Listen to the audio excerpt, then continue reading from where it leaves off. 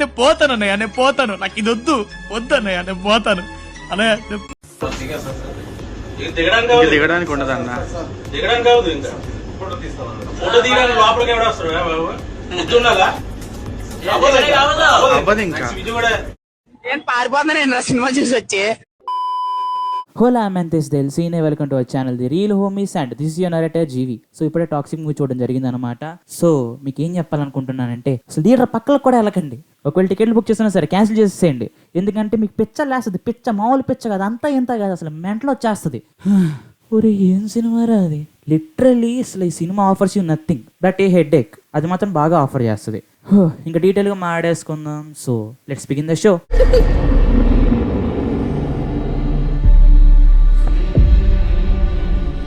First story గురించి మాట్లాడుకోవాలంటే, story ఏముంది మాట్లాడడానికి అసలు. ఫస్ట్ ఆఫ్ ఆల్ ఉన్నది ఒక రొట్ట స్టోరీ. ఆ రొట్ట స్టోరీని కూడా ఇంత రొట్ట వేళ ప్రజెంట్ చేశారంటే ఇంకా బామ్మ దండం పెట్టేయచ్చు.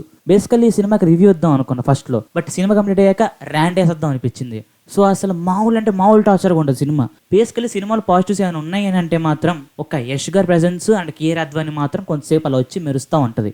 ప్రొడక్షన్ వాల్యూస్ కూడా చాలా అంటే చాలా బాగున్నాయి. లైక్ ఒక హాలీవుడ్ మేకింగ్ స్టైల్ అయితే ఉంది. అండ్ పాటలు కూడా 2-3 బాగానే ఉన్నాయి. అండ్ బీజిఎం కూడా మరీ సూపర్ అని చెప్పలేను, బట్ ఒకే ఇష్గా ఉంది. అంతకు మించి ఒక్కడంటే ఒక్కటి కూడా పాజిటివ్ ఉండదు. అసలు సినిమాలో ఎవ్రీథింగ్ లైక్ ఒక్కటి కూడా వర్కౌట్ అవ్వలేదు. ఇంకా నెగటివ్స్ గురించి మాట్లాడేసుకుంటే కుప్పలు ఉన్నాయి. ఒక పెద్ద లిస్టే ఉంటుంది తెలుసా. అసలు ఒక స్టోరీ ఉండదు, ఒక స్క్రీన్ ప్లే ఉండదు, ఒక ఎగ్జైటింగ్ ఫ్యాక్టర్ ఉండదు.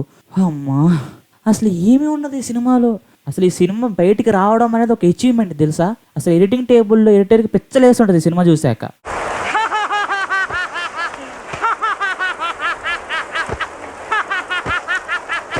అండ్ అసలు ఈ సినిమా మీద ఏం నమ్మకం పెట్టుకుని అసలు యష్ అండ్ గీతు మోహన్ దాస్ గారు 4 ఏళ్ళు వర్కౌట్ చేశారో నాకు అర్థం కావట్లేదు. అండ్ యష్ గారు దీనికి మళ్ళీ రైటింగ్ హెల్ప్ చేశారు, ప్రొడ్యూస్ చేశారు, మళ్ళీ మేక్ ఓవర్ 2 సార్లు అయ్యారు. బట్ సినిమాలో మాత్రం ఆరాను కూడా సెకండ్ హాఫ్లో పండబెట్టేశారు.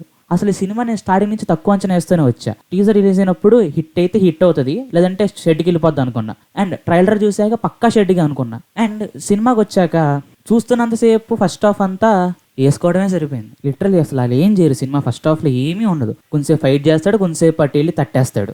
అండ్ దాని తర్వాత ఇంటర్వెల్ ఏమనుకున్నానంటే, అనవసరంగా వచ్చే సినిమాకి అనుకున్నా. సినిమా అయిపోయాక పిచ్చెక్కిపోయి అసలు సినిమాకి ఎందుకు వచ్చాను అండ్ ఇంటర్వెల్ ఎందుకు బయటికి వెళ్ళలేదా అని చెప్పి నేను తిట్టుకున్నా 6 గంట సేపు.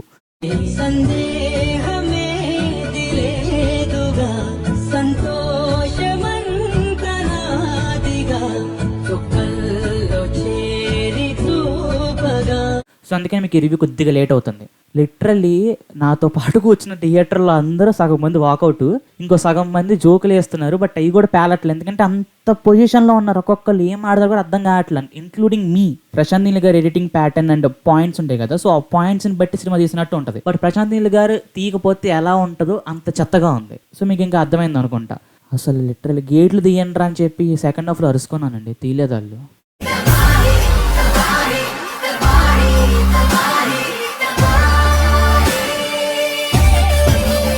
సో మీరైతే అస్సలు ట్రై చేయకండి ఈ సినిమాని. అసలు గేట్లు ఎందుకు తీయలేదురా, నిజం చెప్తున్నా. ఈ సినిమాకి వెళ్ళడం కంటే డబ్బులు సేవ్ చేసుకుని ఇంట్లో కూర్చోవడం 100 రెట్లు బెటర్. అండ్ ఈ పాటికి అందరికి అర్థమైపోయి ఉంటుందిలేండి. అండ్ నాకు ఈ సినిమాతో కంపేర్ చేస్తుంటే literally Raja Saab is 100 times better అనిపిస్తుంది. లిటరల్లీ మీకు అసలు రాజసాబ్లో కొంచెంసేపు కూర్చోగలిగారు. అండ్ మారుతి మీద అసలు నాకు ఒక మంచి ఫీలింగ్ వచ్చింది తెలుసా ఈ సినిమా చూశాక. బికాజ్ మీరు థియేటర్లో కూర్చున్నంతసేపు ఓకే క్రింజ్ పుట్టించిన సరే బయటికి వెళ్ళిపోవాలనిపించదు. బట్ ఈ సినిమా చూస్తున్నంతసేపు ఇప్పుడు తీస్తారా బాబు వెళ్ళిపోదాం అనిపిస్తుంది. అండ్ ఆ క్లైమాక్స్ లాగాడయ్యా, మామూలు లాగుడు కాదు. మళ్ళీ ఎండింగ్లో ఇచ్చి పడేసా అనుకుంటా అని ఆ ట్విస్ట్కి అయితే ఉన్న బొర్రలు పోలేదు. సినిమా అయిపోయిందని చెప్పి హ్యాపీనెస్ వచ్చేసింది. లిటరల్లీ సగం మంది క్లాప్స్ కొట్టారు సినిమా అయిపోయిందని చెప్పి. అంటే ఉన్నది సగం మంది అనుకోండి, సగం మందిలో ఇంకో సగం మంది పారిపోయారు. తర్వాత వాళ్ళ గేట్లు తెరిసారు, పారిపోయారు. సో అంత రాడ్ ఉంది సినిమా. సో మీకైతే లాస్ట్ చెప్పేది ఒకటే, యష్ గారి కష్టం చూద్దాం అనుకున్నా సరే డోంట్ డేర్ మ్యాన్. అసలు థియేటర్ పక్కలో కూడా పోకండి, కాబట్టి 2-3కి ఇంకోసారి వెళ్ళండి. ఎందుకంటే అసలు ఇది సినిమానే కాదు, నాకైతే ఒక 3 గంటలు ఒక మనిషిని ఎలా టార్చర్ పెట్టాలనిపిస్తుంది. అండ్ ఇంకొంతమంది స్టూడెంట్స్ బంక్ కొట్టి వెళ్దాం అనుకుంటున్నారు, అయితే వెళ్ళకండి. మళ్ళీ డైరెక్ట్ కాలేజీలో కూర్చోవడం బెస్ట్ అనిపిస్తుంది. సో అందుకు నేను చెప్తున్నా, అసలు ట్రై కూడా చేయకండి, ఓటీటీకి వచ్చేసి ట్రై చేయకండి, అంత చెత్త సినిమా ఇది. ముందే చెప్పేస్తున్న వీడియో వస్తుంది నచ్చలు దీనిపైన, ఎప్పుడైతే ఓటీటీకి వచ్చేస్తుందో అప్పుడే మీకు నచ్చలు వచ్చేస్తుంది. సో అది చూసినా సరే ఎక్కువ మీకు, ఎందుకంటే అసలు ఏం లేదు సినిమాలు మాటానికి కూడా.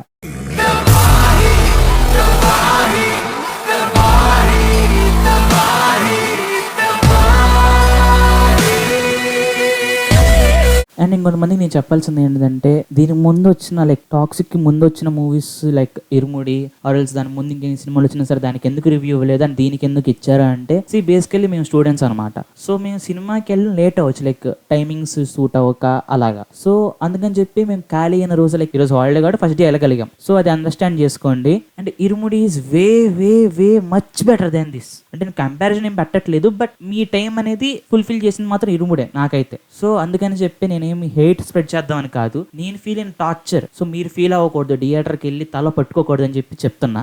ఆర్ఎల్స్ కొన్ని రోజులు ఆగారనుకోండి, మంచి మంచి సినిమాలు రాబోతున్నాయి. ఇంకా నెక్స్ట్ మంత్ లో చాలా సినిమాలు ఉన్నాయి. సో అప్పటిదాకా మనీ సేవ్ చేసుకోండి, but don't waste your money on this. Because దీనికి మళ్ళీ హైక్స్ ఇచ్చి మరి వెళ్ళా నేను. తెలుగు రాష్ట్రాలు ఇదేం పిచ్చో నాకు అర్థం కాదు. లైక్ ఒక సినిమాకి డబ్బింగ్ సినిమా కూడా హైక్స్ పెట్టి వెళ్ళాల్సి వస్తుంది మనం. సో ఇలాంటి షిట్ సినిమాకి మనం పెట్టాల్సిన అవసరం లేదని నాకు గట్టి ఫీలింగ్. రేట్లు తగ్గినా సరే వెళ్ళకూడదు, బికాస్ అసలు not even worth of 100 rupees ఈ సినిమా. సో అర్థం చేసుకోండి, డబ్బులు సేవ్ చేసుకోండి. అండ్ ఇది మా రివ్యూ. అండ్ చెప్పడం మర్చిపోయా, ఫైట్స్ లైక్ వైలెంట్ ఎంజాయ్ చేసే వాళ్ళు ఉంటే యూ కెన్ ట్రై వైలెన్స్ వరకు. అండ్ అది ఫస్ట్ హాఫ్ వరకు బాగానే ఉంటుంది, సెకండ్ హాఫ్ కి ఇంకా అది కూడా చెండ ఎత్తేస్తుంది. మ్యాన్ నాకు అసలు ఇప్పుడు హెడ్ఏక్ వచ్చేసి జంతువు రాసుకుని రివ్యూ ఇస్తున్నా. సో అంత పొజిషన్లో ఉన్నాను ప్రస్తుతానికి.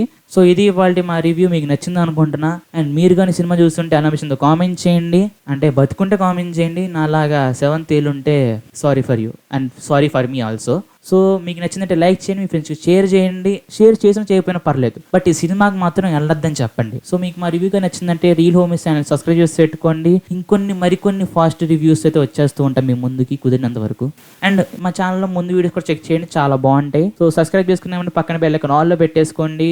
అండ్ వీడియోని లైక్ చేసి షేర్ చేసేయండి. ఇంకా అంతే, నేను ఇంకా రెస్ట్ తీసుకున్నా. So bye. ఈ మూవీ పెద్ద డిజాస్టర్ అండి. దీన్ని తెలంగాణ వాదులు కానీ సమైక్యవాదులు కానీ ఆపొద్దు, ఎందుకంటే మ్యాట్నీ కల్లా ఇదే ఆగిపోతుంది.